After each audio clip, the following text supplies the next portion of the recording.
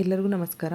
ಇವತ್ತಿನ ವಿಡಿಯೋದಲ್ಲಿ ನಾನು ವರಮಹಾಲಕ್ಷ್ಮಿ ಹಬ್ಬಕ್ಕೆ ಕಲಶ ಪ್ರತಿಷ್ಠಾಪನೆ ಮಾಡ್ಕೋತೀವಲ್ವ, ಆ ಕಲಶದೊಳಗಡೆ ಏನೆಲ್ಲ ಹಾಕ್ಕೊಂಡ್ರೆ ಲಕ್ಷ್ಮಿ ಸ್ಥಿರವಾಗಿ ಮನೆಯಲ್ಲಿ ನೆಲೆಸ್ತಾರೆ ಅನ್ನೋದು, ಮತ್ತು ವಿಸರ್ಜನೆ ವೇಳೆ ಅದನ್ನು ಏನು ಮಾಡಬೇಕು ಅನ್ನೋದನ್ನು ಕೂಡ ಈ ವಿಡಿಯೋದಲ್ಲಿ ತೋರಿಸ್ತಾ ಇದ್ದೀನಿ. ಈ ವಿಡಿಯೋನ ಕೊನೆವರೆಗೂ ನೋಡಿ. ನಾನಿಲ್ಲಿ ಏನೆಲ್ಲ ಸಾಮಗ್ರಿ ತೊಗೊಂಡಿದ್ದೀನಿ ಅದೆಲ್ಲ ಗ್ರಂಥಿಗೆ ಅಂಗಡಿಗಳಲ್ಲಿ ಸಿಗತ್ತೆ.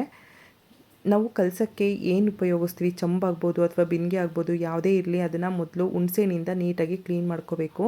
ಇವಾಗ ಅದಕ್ಕೆ ನೀರು ತುಂಬಿಸ್ಕೊಂಡಿರ್ತೀವಿ, ಅದ್ರ ಒಳಗಡೆಗೆ ಸ್ವಲ್ಪ ಅರಿಶಿನ ಮತ್ತು ಕುಂಕುಮ ಹಾಕ್ಕೊಂಡಿದ್ದೀನಿ.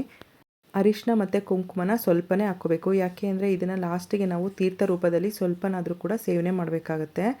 ಅದ್ರ ಒಳಗಡೆಗೆ ಸ್ವಲ್ಪ ಅಕ್ಷತೆ ಹಾಕ್ಕೊಂಡಿದ್ದೀನಿ. 1 ಪೀಸಷ್ಟು ಕೆಂಪು ಕಲ್ಸಕ್ಕರೆ ಕೂಡ ಸೇರಿಸ್ಕೋಬೇಕು. ಕೆಂಪು ಕಲ್ಸಕ್ಕರೆ ಸಹ ಲಕ್ಷ್ಮೀ ದೇವಿಗೆ ಪ್ರಿಯ ಅಂತ ಹೇಳ್ತಾರೆ. ಇವಾಗ ಅದರ ಒಳಗಡೆ ಸ್ವಲ್ಪ ಲಾವಂಚ ಬೇರು ಅಂತ ಗ್ರಂಥಿಗೆ ಅಂಗಡಿಯಲ್ಲೇ ಸಿಗುತ್ತೆ, ಅದನ್ನು ಸೇರಿಸ್ಕೊಂಡಿದ್ದೀನಿ.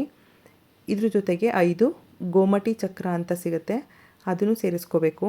5 ಬೇಡ ಅಂದರೆ 3, 1 ಆ ಥರನೂ ಕೂಡ ಸೇರಿಸ್ಕೋಬೋದು. 5 ಲಕ್ಷ್ಮೀ ಕವಡೆ ಅಂತ ಸಿಗುತ್ತೆ, ಅದನ್ನು ಸೇರಿಸ್ಕೊಂಡಿದ್ದೀನಿ. ಲಕ್ಷ್ಮೀ ಕವಡೆ ಸ್ವಲ್ಪ ಯೆಲ್ಲೋ ಕಲರ್ ಇರೋದ ನೋಡಿ ತೊಗೋಬೇಕು, ವೈಟ್ ಕಲರ್ ಇರೋದನ್ನ ಪೂರ್ತಿ ವೈಟ್ ಇರೋದನ್ನ ತೊಗೋಬಾರ್ದು. 5 ತವರೆ ಬೀಜ ಸೇರಿಸ್ಕೊಂಡಿದ್ದೀನಿ.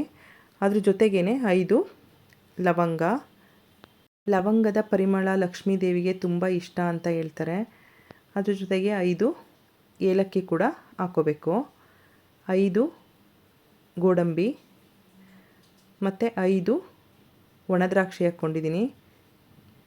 ನಿಮಗೆ 5 ಬೇಡ ಅಂದರೆ 3, 1 ಆ ಥರನೂ ಎಲ್ಲ ಸಾಮಗ್ರಿಗಳನ್ನೂ ಅಷ್ಟೇ 1, 3 ಆ ಥರ ಸೇರಿಸ್ಕೋಬೋದು.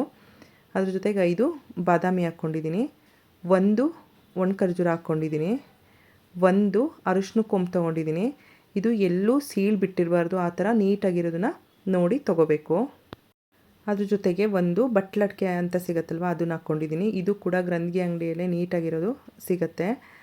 ಇದ್ರ ಜೊತೆಗೆ ಸ್ವಲ್ಪ ಪಚ್ಚಕರ್ಪೂರ ಹಾಕ್ಕೊಂಡಿದ್ದೀನಿ. ಪಚ್ಚಕರ್ಪೂರದು ಸುವಾಸನೆ ತುಂಬ ಬರುತ್ತೆ, ಅದಕ್ಕೇ ಅದ್ರ ಲಕ್ಷ್ಮೀ ದೇವಿನ ಸುವಾಸನೆ ಪ್ರಿಯೆ ಅಂತಲೇ ಕರೀತಾರೆ, ಅದಕ್ಕೋಸ್ಕರ ಅದನ್ನ ಹಾಕ್ಕೊಂಡಿದ್ದೀನಿ.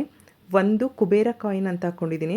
ಕುಬೇರ ಕಾಯಿನ್ ಸಿಗಲಿಲ್ಲ ಅಂತಂದರೆ ಮಾಮೂಲಿ ನಾಣ್ಯ ಕೂಡ ಹಾಕ್ಕೋಬೋದು, ಇಲ್ಲ ಬೆಳ್ಳಿ ನಾಣ್ಯ ಇದ್ದರೆ ಅದನ್ನು ಕೂಡ ಸೇರಿಸ್ಕೋಬೋದು.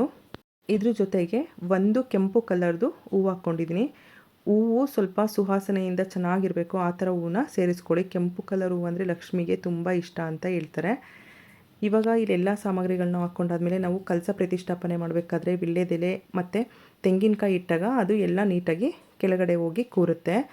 ವಿಸರ್ಜನೆ ವೇಳೆ ಇದನ್ನು ನೀರು ಸ್ವಲ್ಪನಾದರೂ ತೀರ್ಥ ರೂಪದಲ್ಲಿ ಸೇವನೆ ಮಾಡಿ, ಸ್ವಲ್ಪ ಮನೆಗೆಲ್ಲ ಪ್ರೋಕ್ಷಣೆ ಮಾಡಿ, ಅದನ್ನು ಡ್ರೈ ಫ್ರೂಟ್ಸ್ ಎಲ್ಲ ಇರುತ್ತಲ್ಲ ಅದನ್ನು ಮನೆಯವರೆಲ್ಲ ತಿನ್ನಬೇಕಾಗತ್ತೆ.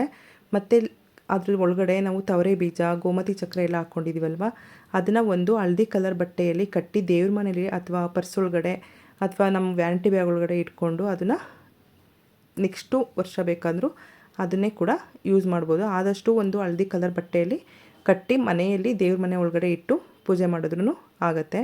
ನಿಮಗೂ ಈ ವಿಡಿಯೋ ಇಷ್ಟ ಆದರೆ ಪ್ಲೀಸ್ ನಮ್ಮ ಚಾನಲ್ನ ಸಬ್ಸ್ಕ್ರೈಬ್ ಮಾಡ್ಕೊಳ್ಳಿ. Thank you.